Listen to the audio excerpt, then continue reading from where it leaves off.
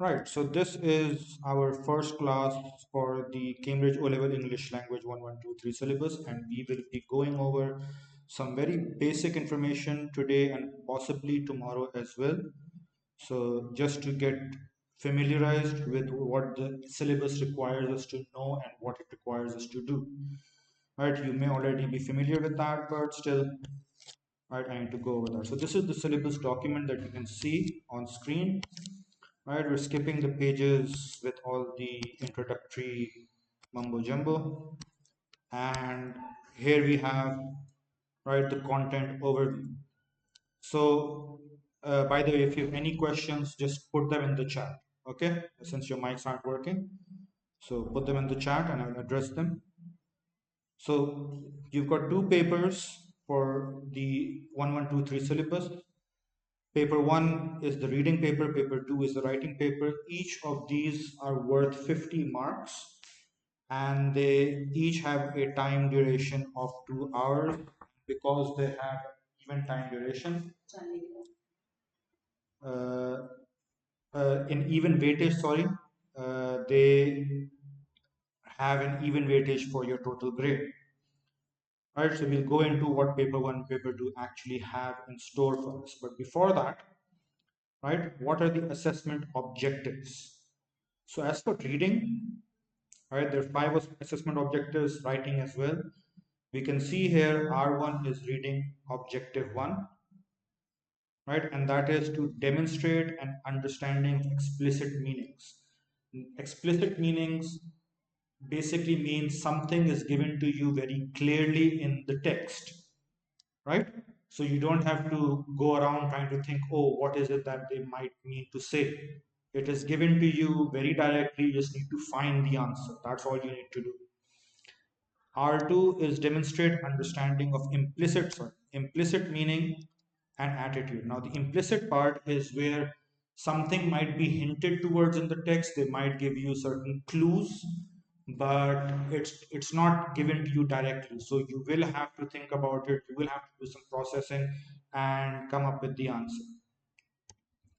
The third is to analyze, evaluate, and develop facts, ideas, and opinions using appropriate support from the text. Now, this is something that will be most relevant in your paper 2 with directed writing, but that means you need to read what the text is saying and then do some processing, go beyond the points given in the text, stay relevant, but go beyond. And again, we'll talk about that in detail when we come to paper 2. R4 is demonstrate understanding of how writers achieve effects and influence readers. This is relevant to question 2 of the comprehension. And they'll be asking you about why the writer used a particular word or why the writer said what he or she did in the text, the phrasing, the vocabulary, or what the text makes you feel or think about, possibly, right? And then finally, select and use information for specific purposes. This is throughout, right? Finding the correct answer for the comprehension, finding the correct content points for the summary, and the correct relevant points for directed writing.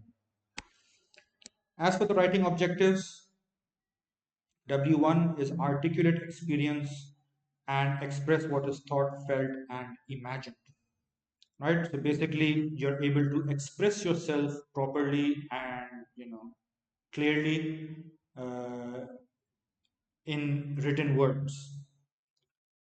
Organize and structure ideas. So W2, organize and structure ideas and opinions for deliberate effect. So you write in a way that gets your message across. And for deliberate effect means, right, more so in paper 2 when you have a writing task. So you're writing an informal letter or a formal report or an article or speech, or if it's a narrative, then your style should be a narrative style of writing, right? W3 is use a range of vocabulary and sentence structures appropriate to context, right? So a range of vocabulary, don't keep repeating the same word over and over again, right? Don't have the same simple sentence structures or just compound sentences or simple sentences over and over, right? Appropriate to context. So what it is that you're writing, right? That makes a difference. Use register appropriate to context. So again, right, formal language, informal language, your style, The style of a letter will be different from a style of a speech or an article. Again, we'll get into details. And W5 is very important. Make accurate use of spelling, punctuation, and grammar. Right? So accurate use. It's not just about spelling being correct, right? Is the word that you're trying to use, does it even fit in the context of what you're trying to say? Right? You can use a very good word, but it doesn't fit, and so it will make no sense. Punctuation is important. Grammar, obviously, right? So grammar includes sentence structure, subject verb agreement, right? All that stuff. As you can see, paper one is the reading paper, but it has 20% weightage for writing as well, and paper two is the writing paper, and it has a 20% weightage for reading as well. Now, moving on, right? This is pretty much what we already discussed in slightly different words. Details of the paper, right? So, paper one, again, 2 hours, 50 marks, two tasks. Task one, section A, is the comprehension and use of language. And so that is split into two questions. Question one is the comprehension task, and the entirety of section A, the comprehension task, will be based on text A, which will be given separately as an insert, which is about approximately 900 words long.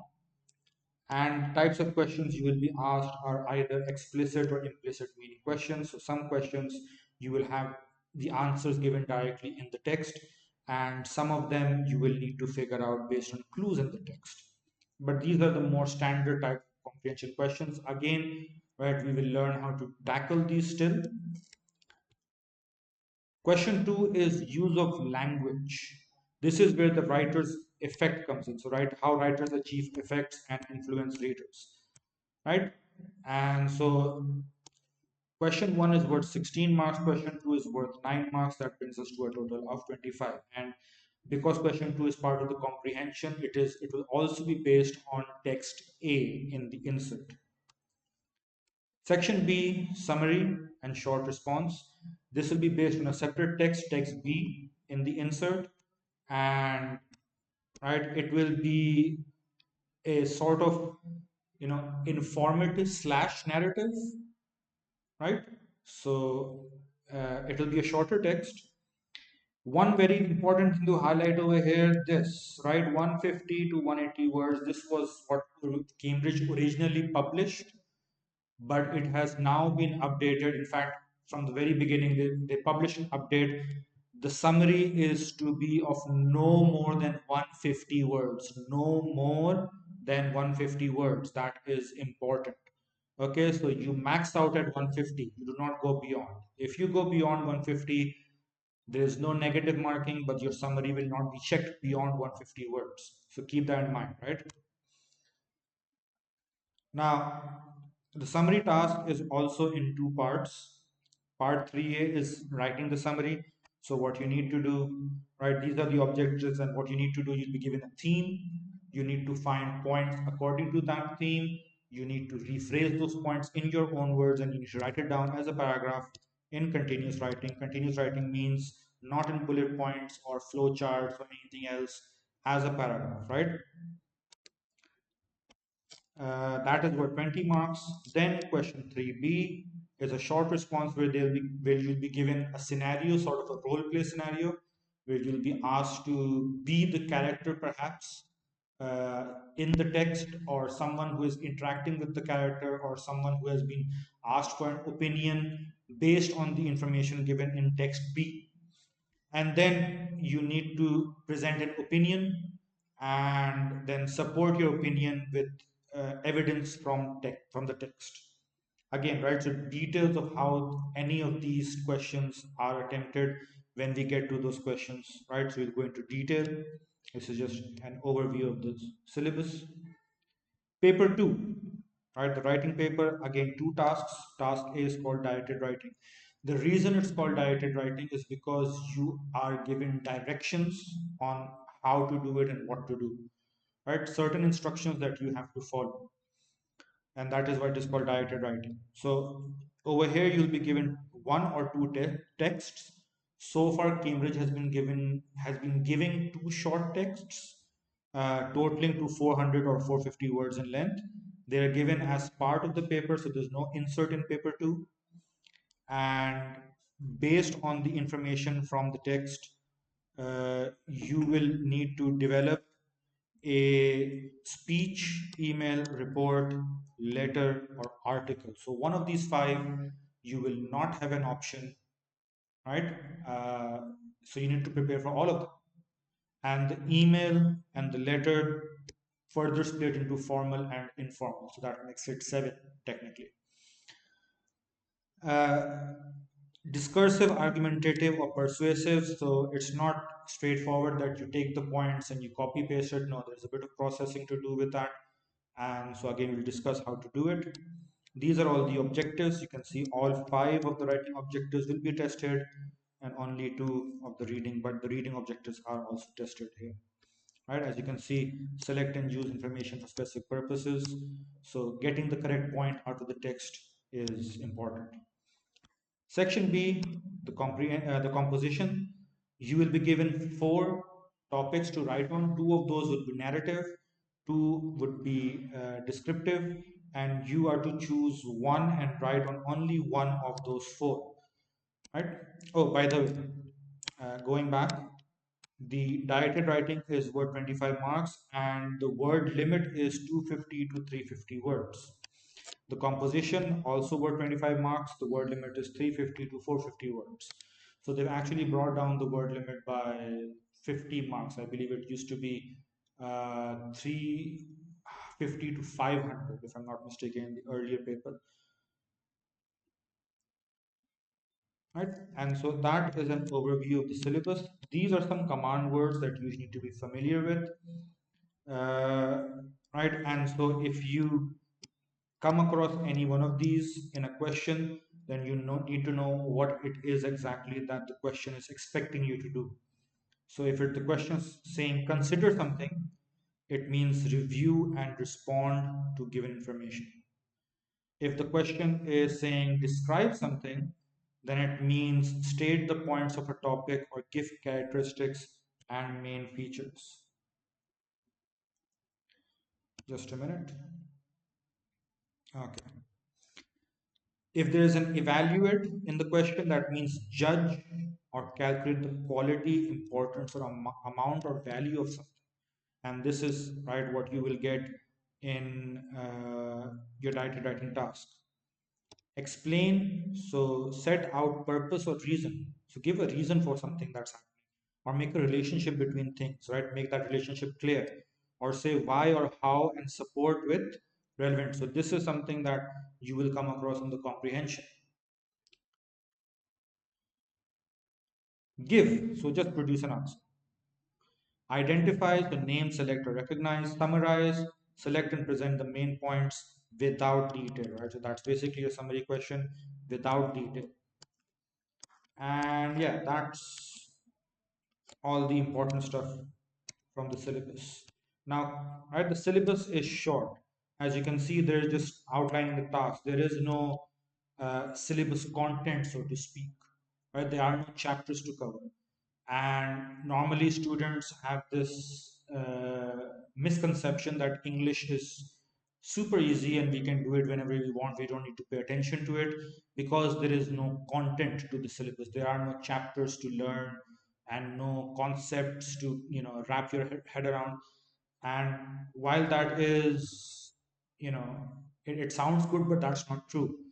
English language is a skill based subject, which actually makes it more challenging because all of this reading and writing that we're doing in these two papers is actually testing your skills of reading and writing, how well you can read something and get information out of that text as required, and how well you can write something according to what is expected of you from the question. And so your reading and writing skills need to be of a certain level, of a certain caliber, to be able to effectively respond to the questions. And that means everything they've mentioned uh, and more. So let's take a look at the question papers briefly, and then also let's go over the syllabus, sorry, the marking scheme. Any questions so far?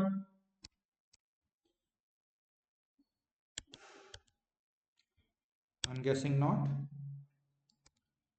Okay.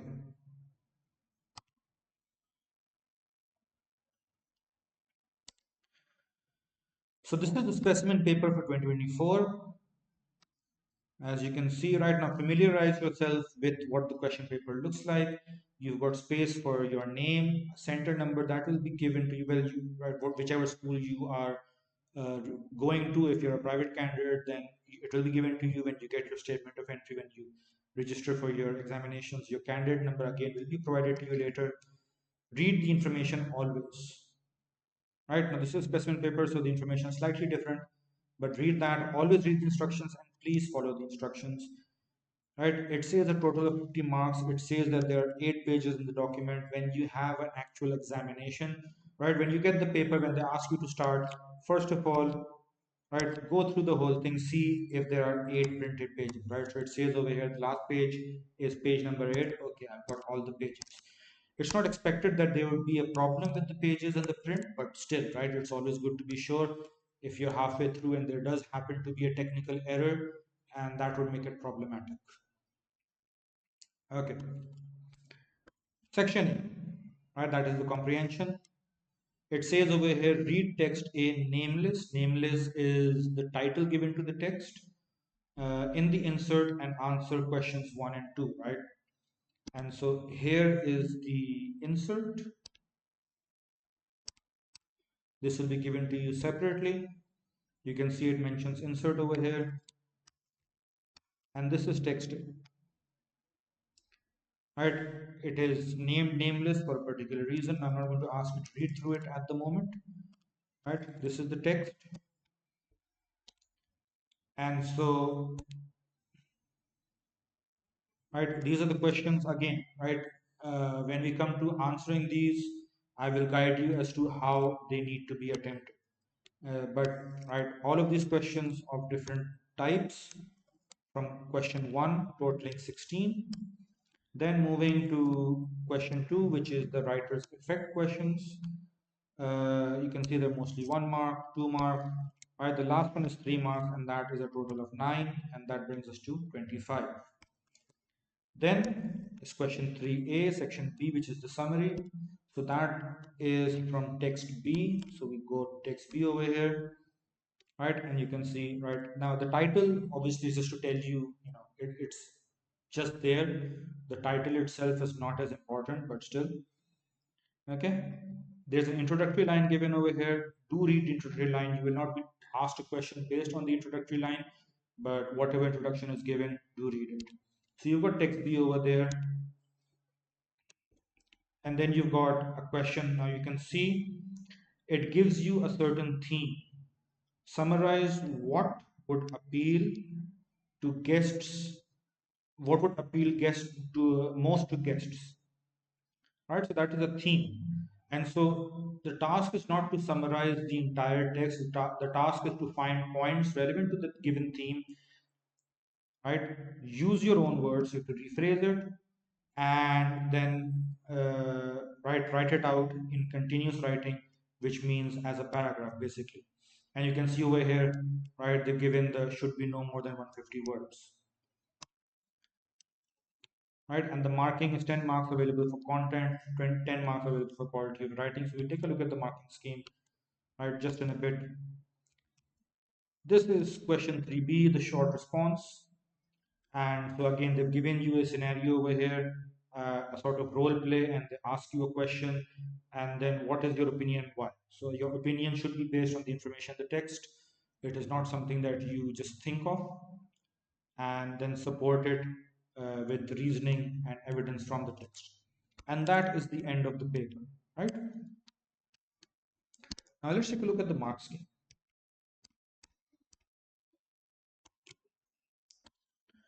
Some generic marking principles. It's good to go over this. Uh, Even though you're students, this would give you an idea of how Cambridge approaches marking. right? So marks are awarded, generic marking principle one is marks are awarded according to the specific content of the mark scheme or the generic level descriptions, right? The specific skills defined in the mark scheme, the standard of response required by a candidate. Okay. Generic marking principle two, always given in whole marks. So no one's going to give you 0.25 or zero point 0.5 or 0.75 or I don't know, like 7 out of 8, a fraction of some sort. That's not going to happen. You either get a mark or you don't get a mark. It's as simple as that. Generic marking principle three, marks are always awarded positively. That basically means there is no negative marking. So you don't lose marks out of the total for making mistakes. You just don't gain them. So if you made a mistake, that means you're not going to get a mark that you could have. Marks will not be deducted out of the total for any errors or omissions or anything that you've made.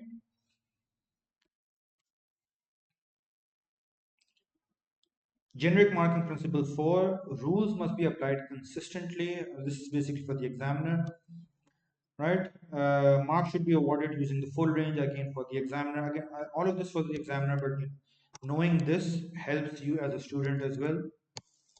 And marking principle 6, they are, marks are awarded based solely on the requirements as defined in the mark scheme. So there you go, right? If it's in the mark scheme, you get a mark. If it's not in the mark scheme, the actual exam, right? The actual examiner does have a bit more, elbow space in terms of, uh, grading the responses, but that's not something that's given in the mark scheme. So when we're practicing, we will base our responses and whether something is correct or not solely on what the mark scheme says, right? Or if your teacher, allows it, possibly. Now, right? Uh, Not going into the particulars of a response, right? Just how to, use a mark scheme. So let's see, right? If they right, as you can see, the rule for Cambridge, if the question is worth 1 mark, then they require you to give one valid point. If it's worth 2 marks, two valid points. Generally, that is the approach. And so whatever the weightage for a question is, that is how many valid points they expect. Okay. So right, in certain cases, there may be more than one points that would be accepted and you only expected to give, for example, two, and the number, right? Like, for example, this question, it's worth 3 marks, but you've got more than, uh, right? You have 1 mark for a feeling and three possible details, and from which you only are required to give two, as it says, any two from these three. In some cases, right, do not credit cylinder enormous. So the examiners are given guidelines. If a student responds with certain words or certain phrases, then that would not be credited. So, right, if it's not so much here, but if there is something given in bold or if it's underlined, that means that is a word that is expected in the answer. And if it's not English, if it's some other subject, you see that in the mark scheme, know that that is something that is expected of you in the answer, if that's a keyword. So if you're not putting that in, regardless of however much detail you've given, right, you're not getting the mark if that keyword isn't there, right? Again, you can see over here the thing, do not credit so and so and so, right? So if the answer includes something like that, you're not getting a mark. Okay, carrying on. Question 2, again, the writer's meaning and effect. So, right, this is not as important at the moment, right? The summary. Now, here, this is right, the rubric is what I want to bring your attention towards. So, 3 is the summary. These are points that are expected to be included. How do you get your 20 marks? Right, there are 10 marks available for content, 10 marks for the quality if you're writing. So the content is the reading, right? This table over here, the reading table. right? And so how do you get 10 marks for your content? And so let's look at the highest level, right, where you can get anywhere between 9 to 10 marks. A wide range of relevant ideas are skillfully selected and used, right? So you've selected the proper ones, and it's not the same idea being repeated. You have 10 different ideas, right? That's the maximum you can get because it's for 10 marks, and I just told you 1 mark per valid point. And so 10 marks for content means you need 10 points. And as you go down, right, you get lesser marks. For example, level 3, there's a range of relevant ideas. Relevant ideas selected may include excess materials, so included details, again, something we'll go into when we are actually doing the summary. And basically, in this case, you'd get 5 to 6 marks if you have only 5 or 6 content points.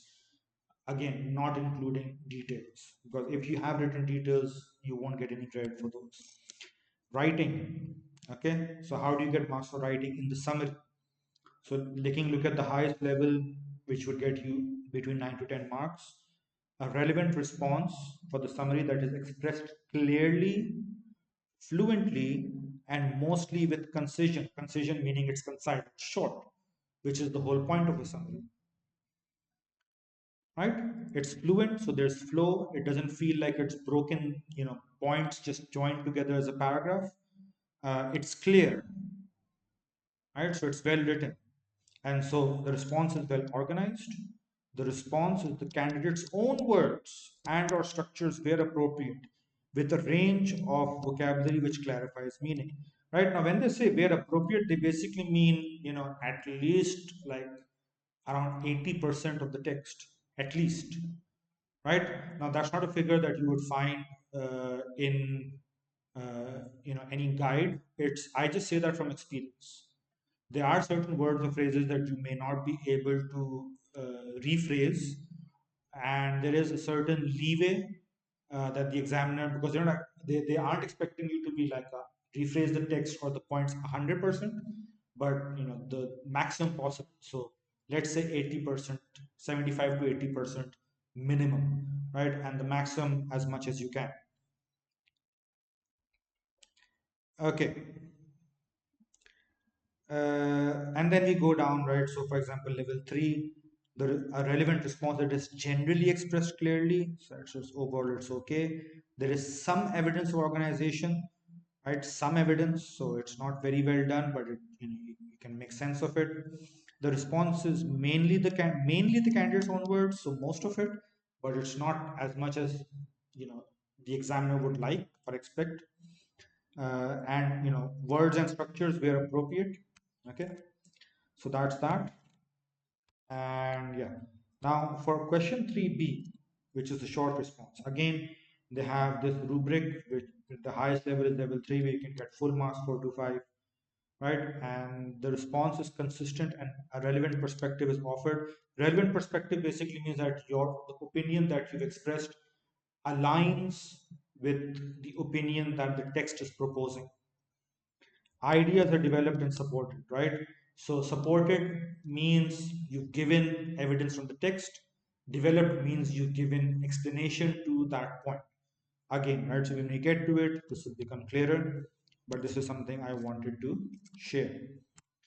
And then perhaps the last thing for today is going over paper 2. So any questions as far as paper 1 and the mark scheme for paper 1 is concerned?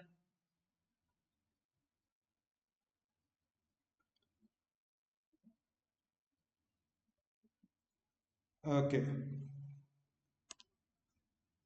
Now here's paper 2. Again, this is specimen paper, right? Read the instructions, XYZ. Now you can see over here for paper 2, there is no space for your name and candidate number and center number, and that's because you will not be answering on the paper. You'll be given a separate answer sheet, and that's where you will find, the space for giving in your details. Section A is directed writing. As you can see over here, they're given 2 texts, right, on a certain topic. Now, in like generally, whatever the topic is, in this case it is traveling abroad, exploring and traveling the world. And so one of the texts will be in favor of the topic, the other text will be against the topic. Which one is which? You read and find out, obviously. Then you come to the question. This one's a magazine article. So as I told you, you do not have an option, right? They will tell you do this, and that's what you have to do, right? And as directed writing, so they give you certain directions on how to do it. So this one is a magazine article, etc., etc. Evaluate the ideas and opinions, right? So as I mentioned, that's something you have to do. Again, we're not doing it at the moment. Give your views based on this. Okay, fine. Base your article on both texts. So you can see that's given in bold. So they expect points from both texts. Be careful to use your own words. Again, rephrasing is important. Begin your article with a suitable headline. So that is an instruction, right? So that's the writing part. Begin your article with a suitable headline. So they expect you to give a headline. Sometimes they give you the headline started this way. If they've mentioned something in specific, you do exactly what they're telling you to do, right? If they've given you a general guideline, start with a suitable headline, sure. But then they do expect to see a headline, not something that specific headline. It's up to you, but a headline, whatever it is. 250 to 350 words. Now this is the point of interest. 10 marks for content, 15 marks for quality of writing. So let's take a look at that in the marks. Again, generic marking principles, these are the same. In fact, these are the same for any subject. You open the mark scheme for any subject, you will find generic marking principles. They're the same throughout because they're generic, means they're general, applied to all papers of Cambridge, even in your A level, right? So whether it's IGCSE, whether it's your O level, whether it's your A level, right? These are generic marking principles. In some papers, you might find specific marking principles such as science papers. So they have science specific marking principles, and so those would be different. Now, how are you given marks for this? Right? Reading, 10 marks for content. So again, let's look at the highest level, right, where you can get 9 to 10 marks. And what would be expected of a response of this level? It selects a wide range of relevant facts, ideas, and opinions from the texts, right? So different ideas, not just one idea being repeated. In fact, if an idea is repeated, you generally won't include it because you've already done it once. So doing it twice is not going to add value to your text. The second, analyze, evaluate, and develop. So again, this analyze, evaluate, and develop thing is something that gets students scared, and it's nothing to be scared of. It's a skill that needs to be developed, and we will work on it. So an analysis, analyzes, evaluates, and develops chosen content in a way that clearly fulfills all the elements of the task. So task fulfillment, right, is a criteria. Are you doing what you were expected by the question? And if you go down, like let's take a look at level 3 again, right? So identify sufficient relevance. So there, okay, fine, you've got something, right? Not everything. And then some development of ideas in a reasonably focused. So you tried to do something, you did, get, some analysis done, not as much as would be liked, but still, right? So it's a mediocre response. 15 marks for the quality of writing. Now, what are they expecting out of the quality? Right? Now, this is where, as I said, there's no content, no chapters. So, right, in the earlier class and lower classes, there's separate questions for grammar, there's separate questions for punctuation and tenses, and making sentences in a certain way, etc., etc. It's not like that anymore, right? So all of those things are now tested in the way you write, the words you use. So level 5, 13 to 15 marks. What are they expecting for this highest level? Content is complex. Complex meaning it is not written in a straightforward childish manner, right? It is written in a manner where you know what you're doing. You've weaved together all the information in a proper piece of writing. How do I clarify that further? Right? It's not just point, point, point, point, point written as a paragraph. you've gone for, against, analysis, evaluation mixed in, right? But in a coherent way that makes sense with proper organization, right? So content is complex, well developed, and effective, so it does its job, right? In this case, it's a magazine article, so it's written the way that a magazine article is expected to be written, and right, you've included the points, you developed them properly. Well organized structure that assimilates ideas from the text. Again, organization is important. Uses a range of well constructed sentences accurately. Right? Well constructed sentences accurately. Right? So you can have a well constructed sentence, but you're using it in the wrong place or in the wrong context. So that's not accurate. Okay? So the way you're phrasing your sentence in the particular part of the text that you're doing it, both of those matter, including complex sentences, right? So not just simple sentences, not just compound sentences, including complex sentences as well. And sentence structure is something that I will cover in class. Precise and effective use of a wide range of vocabulary. Now this is right, precise and effective. So you're using the right word and you're using it in the right place, and it is giving a good intended effect, right? If I use a big word such as, I don't know,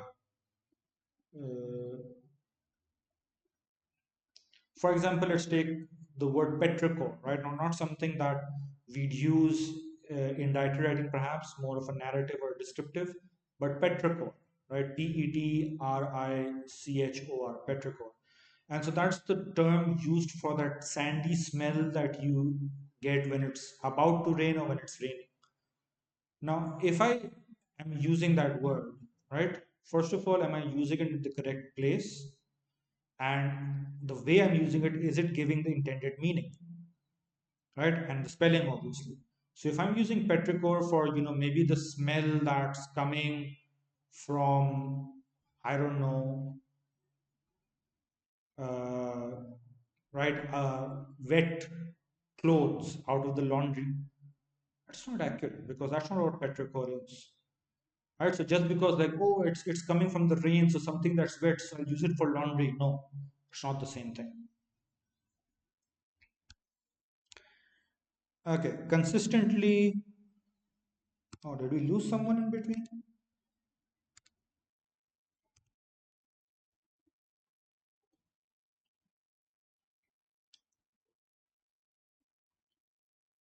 Okay.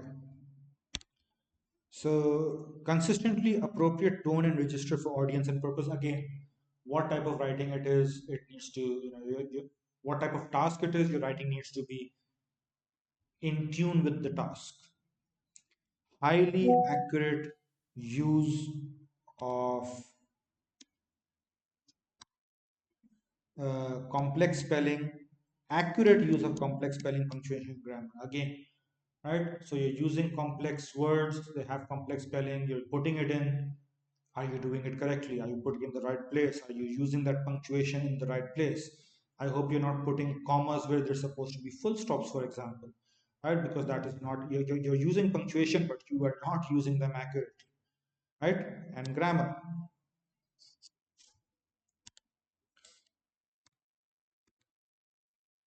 So I think I'm getting a notification.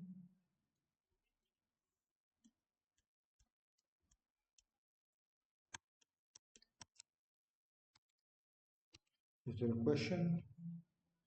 Oh no, it's just Google Meet. Okay. Right, and so you can go down the levels and you can see, how much it's worth. In the other levels, obviously, the quality of the writing would be lower, and so you get lesser marks. And then finally, we come to right section B, which is composition, which basically gives you a list of two descriptive and two narrative tasks. Topics, pick any one and write it out. And so there are 10 marks available for content and structure, 15 marks for style and accuracy of writing.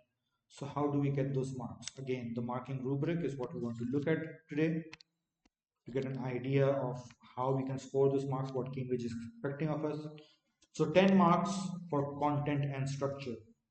What can we do to get at level 5? What is expected? Consistently effective response to the task. Again, depending on whether it's narrative or descriptive, a wide range of descriptive or narrative features used to create a consistently effective response. For that, we will need to go into details of what are the features of a narrative or what are the features of a descriptive piece of writing. Right, so you need to know, and so you need to practice and incorporate those in your writing. Structure is clear, well balanced, and carefully organized for deliberate effect. Right? Organization is important. You don't just randomly put down details thinking it will make a story or it will make a description work. Right? It is well balanced. It is clear. Okay, it's not convoluted, it's not confusing, it is well balanced. So well balanced meaning you got highs and lows in the narrative, the level of detail you're going to in a descriptive piece of writing, right? It's not like too much detail focused on a single point, because the topic is, broad, and so you need to satisfy the requirements of the topic. And then we go down level 3, sometimes effective response, some use of narrative or descriptive features, structure is reasonably clear, some organization, some choices made for deliberate effect, right? So you go down further, right, and the quality obviously keeps decreasing down the levels. And then the 15 marks for style and accuracy. So what are they expecting? Again, something that looks familiar from the directed writing task. Use, right, level 5, use a wide range of well constructed sentences accurately, including complex sentences, something we've gone over. Precise and effective use of wide range of vocabulary, again discussed. Highly accurate use of complex spelling, punctuation, and grammar. Right, so again, punctuation, grammar, sentence structure, vocabulary, spelling, all of that is considered, right? So, but the only difference is now it is not taken up as separate questions. They give you a writing task, and then they judge all of those qualities, all of that, you know, uh, foundational material in what you have produced in paper two, right? So it's like, doing all of that together, because it's easy to do individual exercises for grammar. You get an exercise for changing tenses, or you get an exercise where you're giving certain words and you're expected to make sentences out of those words. That's easy. Are you able to use those words in a piece of writing where it makes sense? That is the challenge. Are you able to use the tenses properly in a piece of writing? That is the challenge. Okay, and level 3, right, uses more sentence structures accurately, sometimes attempting complex ones with success, right? So they are, daring, perhaps, obviously every student has their own level, right, despite however much effort they put in. And honestly, it is the effort that is important. As long as you put in the effort, the results follow, and it's good. That doesn't mean you slack off, right? Again, the requirement is that you put in the required effort, you give it 100%, right? And then, if you have given 100%, then whatever grade you get is a good grade, right? So perhaps for this, someone who's getting a level 3, they tried their best, and they were daring, and they attempted complex sentences, and they did it well. So it's a success for them, right? But right, we want to try and get up to level 5. Again, try to the best of our ability. Uses a straightforward range of appropriate vocabulary. So straightforward, right? The regular basic kind of vocabulary, right? Not, simple as in level 2, right? Simple vocabulary, right? Are straightforward range. So, to the more general, not the very simple, but right, the more general vocabulary. And uses a straightforward range of spelling, punctuation, and grammar. Right? So keeping it straightforward, keeping it simple, not going into, not trying to use multiple commas in a sentence, not trying to use perhaps hyphens or colons or something like that, or dialogues and inverted commas, right? Quotation marks, any of those. And that brings us to the end, right? So this was an overview of the syllabus, the papers, what they look like, and the mark scheme and the marking criteria, the rubrics, right? And again, right, when you are preparing in any subject, I recommend this highly for any subject that you're doing. Read the syllabus, read the requirements. The syllabi are different depending on the subject. So go through the syllabus in detail, right? See the structure of the questions in the papers that you have to attempt for each syllabus, and go over the mark scheme if they have details as to how, maybe if they've got rubrics for some, maybe not so for others. But familiarize, sorry, yourself with the expectations of the paper and the syllabus, because at the end of the day it is an examination. An examination has certain uh, right rules and regulations to follow and certain standards. So it is right, even English language, even though it's called English language, right, the paper is not testing the entirety of your language but only a very specific set of skills, right? So there's more than one type of comprehension question that can be made, but Cambridge is asking you for certain types of questions. There's more than one way a summary can be written, right? There's more than one way a dieted writing task. In fact, Cambridge itself, right, pre 2024, the dieted writing task was very different. Now they've changed it. So that itself is evidence that there's more than one way this can be done, but they're asking you now to do it a specific way. So it is a test of skill within the boundaries of the syllabus requirement. Right? So again, it's not testing the entirety of your language proficiency. That is not what this examination is. Keep that in mind. And because it is an examination, you need to make a show of your skills, especially in paper two, right? The writing one. The reading one, because right, your skills will show up as you answer the questions. In the writing paper, they said right, grammar and vocabulary, punctuation. So you need to show off, right, whatever your skills are.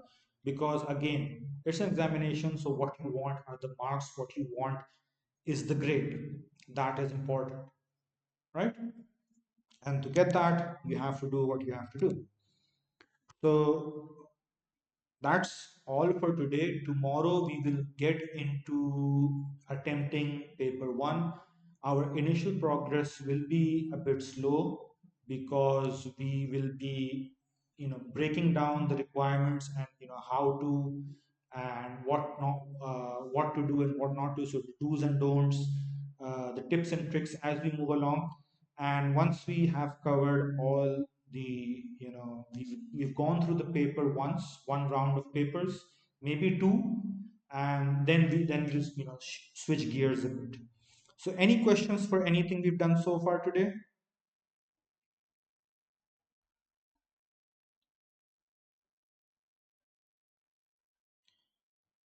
Right, Ammar is all clear on that. What about you, Mirza Bakir? All good? Okay, so right, so we'll meet again tomorrow inshallah, right? And we'll get into solving papers. And of course, if there's anything that you want to ask in the meantime, you can put in a message. Right. So I'll see you in next class. Allah Hafiz.